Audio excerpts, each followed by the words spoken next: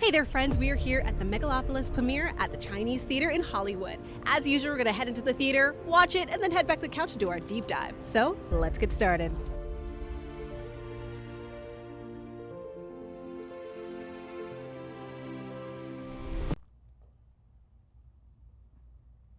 What the was that? In every sense of the word, what did I just watch? I don't like it. I did not like that film. I did not like that film. I did not like that film. I didn't like that film.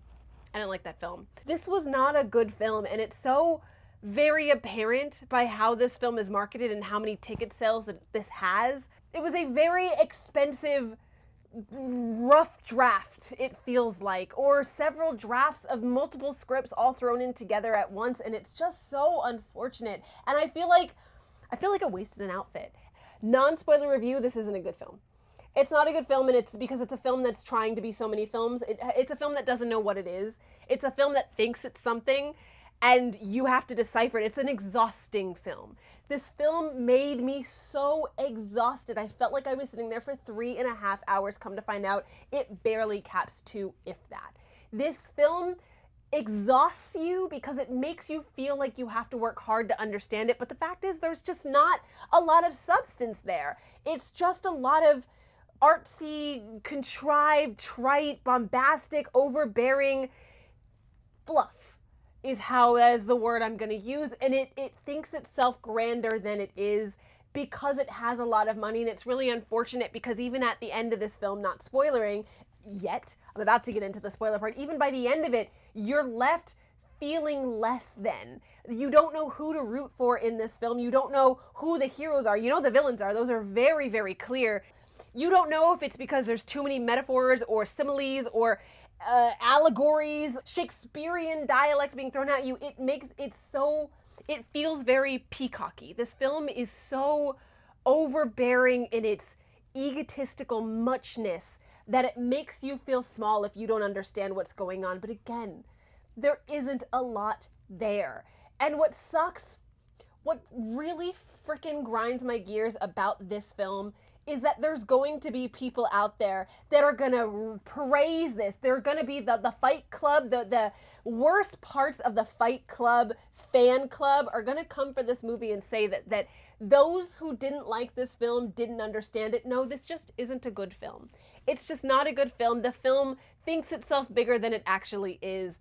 And it's just not, it wasn't a fun experience. You find yourself, and what was really bothersome was even watching this film, I knew that there were parts of this film where I was like, oh, there's something there. There's definitely a good film in there, but then you lose interest. You shouldn't be losing interest in a Francis Coppola movie. That's insane. Let me start at the beginning. I'm going to get into the spoilers. That's my non-spoiler review, guys. I did not like this film. I don't think this is a good film. This isn't a film that I would recommend you watch in the theaters. I would recommend this is a film that you watch at home, but you can't even do that. There's an audience participation part in this film. There's literally a part in this film, and this isn't a spoiler, because this is something that if you Google it, theaters across America are going to struggle with because there is no money in film. And it's so bad. I know you're like, don't go to the theater, but the theater needs money. But movies like this that demand there be a worker to do an audience participation, because there's a plant. There's supposed to be a plant in this film or a speaker in this film because Adam Driver speaks to someone in like the hour 15 mark. He's speaking to someone who's in the theater in like a press setting. And how? In every theater across the world, you have to have a plant, which means you have to put an employee specifically in the theaters for this film that hasn't sold any tickets. What? This movie thinks itself bigger than it is, and that's so frustrating. Let's get into the spoilers. This movie bothers me so much because it's so freaking pretentious. It doesn't have to be this. It really doesn't. And again, I know in my soul, people are going to watch this review and people are going to bash me or bash people who don't like this film. No, this isn't a good film.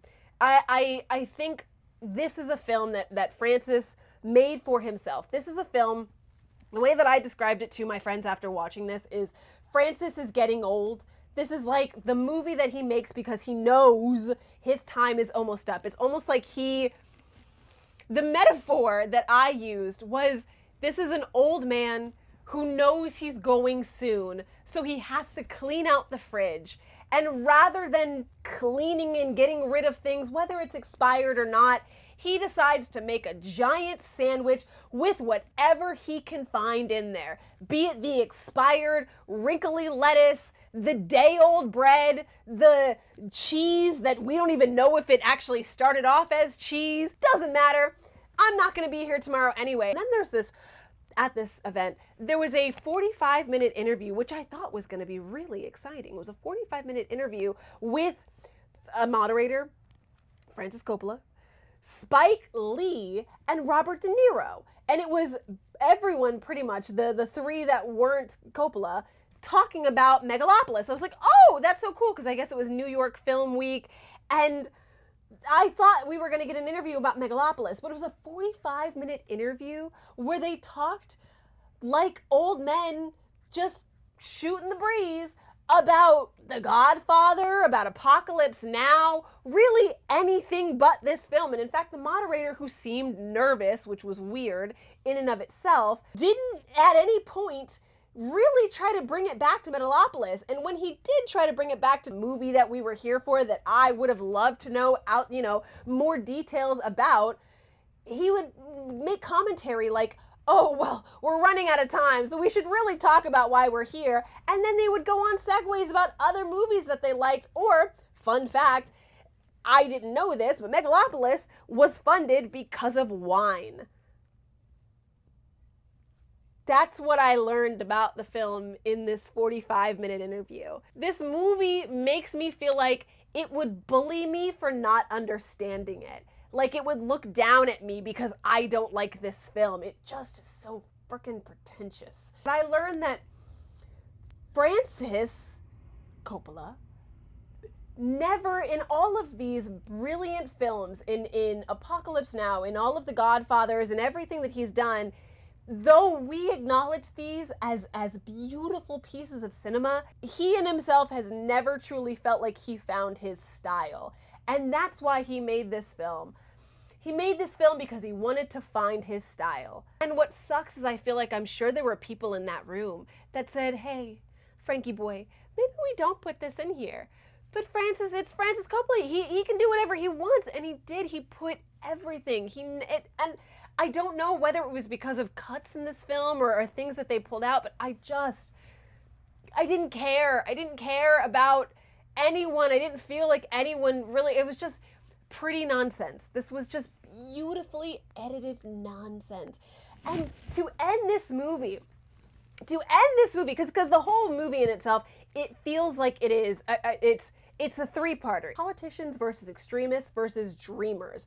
And you feel that. You see that and you acknowledge that, and that's very surface level. And then it's about a bunch of people manipulating each other.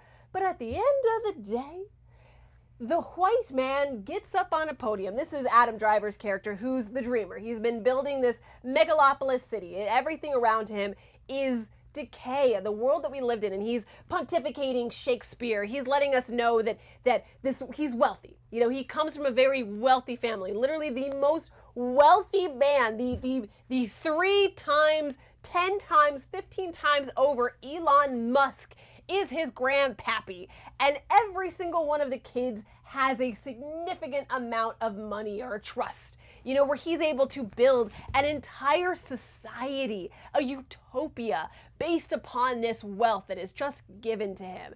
And as he's gone through all of these struggles, he's now got a family, you know, the mayor's daughter is his wife and baby mama. He's got this beautiful life that truly just kind of fell into his lap. Everything that he's ever gotten just kind of, and yeah, I'm not going to say he didn't have adversities. You know, he's got a couple of sharpshooting adversities. I get that. That's fine. We got to have a little bit of struggle in there. But to end this entire film with a monologue, and at this point, the extremists have created so many riots, and in building this beautiful utopia, he has quite literally destroyed homes. He has bulldozed and exploded homes of families.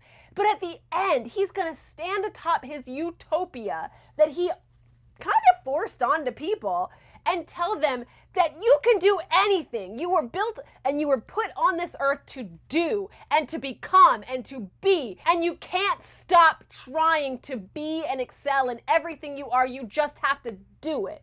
Because look what I did. I built this entire utopia and you can't let life pass you by. It's real great coming from a man who got everything for free and who was born into wealth. Of course you can do whatever you want. But as I'm looking down at all of these starving people looking up to this white man who's always had everything, who built this utopia and is now telling them, do what you can. Like that's just, it's just this movie makes me feel gross. Like it's like, it made me feel like f you. This movie made me feel like f you, and I don't think that's what I was supposed to feel. It made me feel, and again, I reiterate, it's a movie that makes me feel like if I don't understand it, I'm gonna get bullied. But it doesn't, and I refuse. I refuse to be bullied by a movie that is nonsense. That is just pretty nonsense. I didn't like this film, and that's my review. I'm so sorry. This is my out of it's not even, I don't even want to like break anything down in this film. I don't want to overanalyze or meticulate on this film. I just didn't like it. It's not good. Again, I'm tired. I'm exhausted. I've been running around on red carpets all week, so maybe that's where part of this ire is coming from. But yeah, no, this is my most aggressive review I think I've ever made. It's maybe a 2 out of 10 for me, and that's only because sometimes there were really pretty things on screen. Guys, I'm exhausted. This movie exhausted me. I'm so sorry. That's all I got.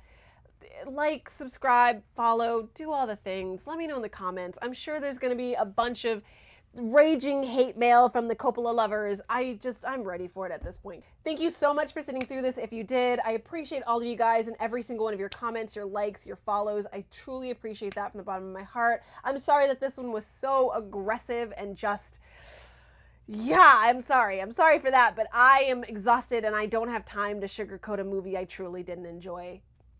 That's the facts.